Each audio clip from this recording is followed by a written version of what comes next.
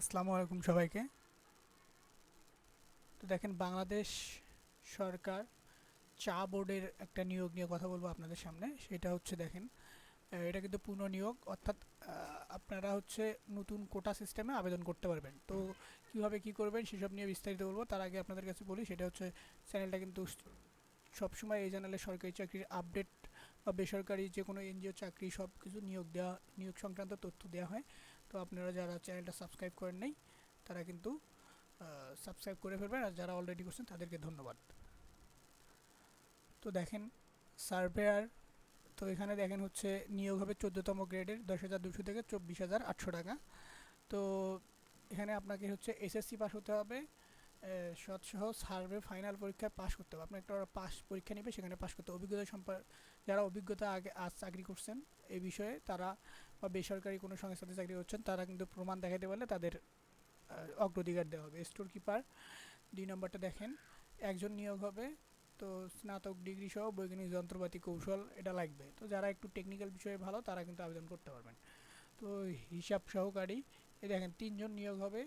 তো স্নাতক ডিগ্রির পাশাপাশি স্নাতক ডিগ্রি, অথবা আপনি যদি এইচএসসি পাস করেন, যদি 4 পয়েন্ট পেয়ে যান, তাহলে কিন্তু আপনি অ্যাপ্লাই করতে পারবেন। তো তারপর দেখুন, অফিস সহকারী কাম কম্পিউটার 22 জন নিয়োগ হবে।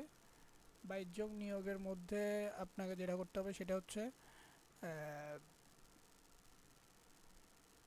ড্রাইভিং লাইসেন্স হতে হবে, তাহলে কিন্তু আপনি হচ্ছে গাড়ি চালক পদে নিয়োগ করতে পারবেন। আর অফিস সহকারী যেটা বলতেছিলাম, এইচএসসি পাস হতে হবে এবং কম্পিউটারে কিন্তু 15 থেকে 20টা ওয়ার্ড মিনিটে তোলার দক্ষতা থাকতে হবে। গাড়ি চালকদের 4 জন নিয়োগ হবে।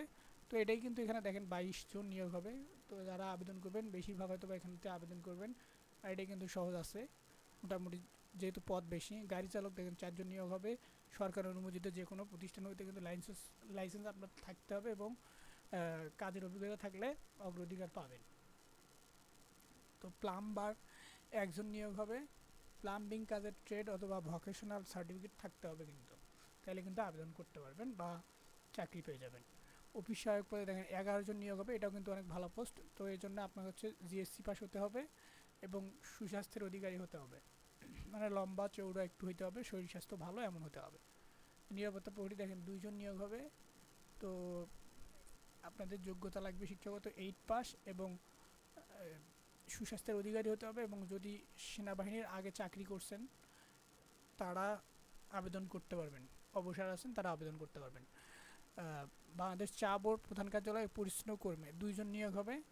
দেখেন, অষ্টম শ্রেণী পাস হলেই হবে, আর সংশ্লিষ্ট কাজে একটু অভিজ্ঞতা। তো পরিচ্ছন্ন কর্মী তো মোটামুটি সবাই এই কাজে পারে। তো যারা কীভাবে আবেদন করবেন সেটা বিস্তারিত বলতেছি। দেখেন, আবেদনকারীকে অবশ্যই এই ওয়েবসাইটে গিয়ে আবেদন করতে হবে।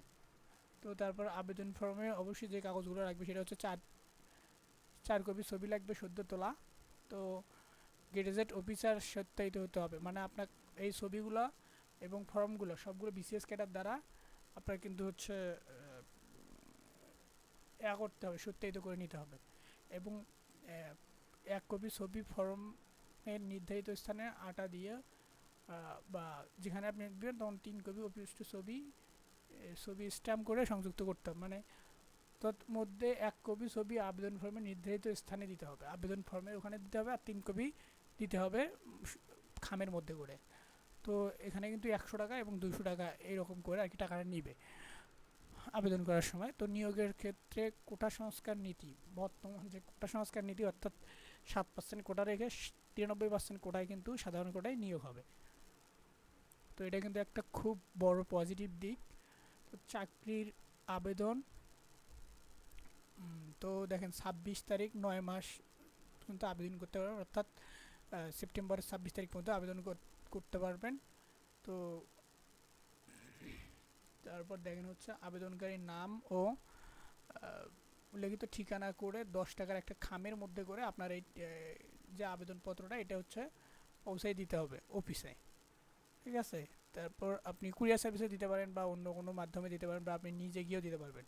তো আবেদনকারীর নাম, এগুলা নামের নাম এবং পত্রে উল্লেখিত বর্তমান ঠিকানা তো লিখে খামের মধ্যে করে বাড়াইতে হবে। কোনো প্রকার তবদির বা সুপারিশ প্রার্থীর অযোগ্য বলে, মানে আগে যে চাটু গাড়িতে করে চাকরি নিছে বা ঢুই দিয়ে নিছে এমন কেউ করলে জড়িত থাকলে তাহলে তার চাকরি হবে না। তো এটাই বলা হয়েছে। তো এই ছিল আজকের ভিডিওটা ভালো লাগলে অবশ্যই আপনারা ভিডিওতে একটা লাইক দেবেন, চ্যানেলটা সাবস্ক্রাইব করে দিবেন, আর নিত্য নতুন সব ধরনের সরকারি চাকরির বিজ্ঞপ্তি পাইতে অবশ্যই চ্যানেলটা সাবস্ক্রাইব করে দিবেন, বেল আইকনটা অন করে দিবেন।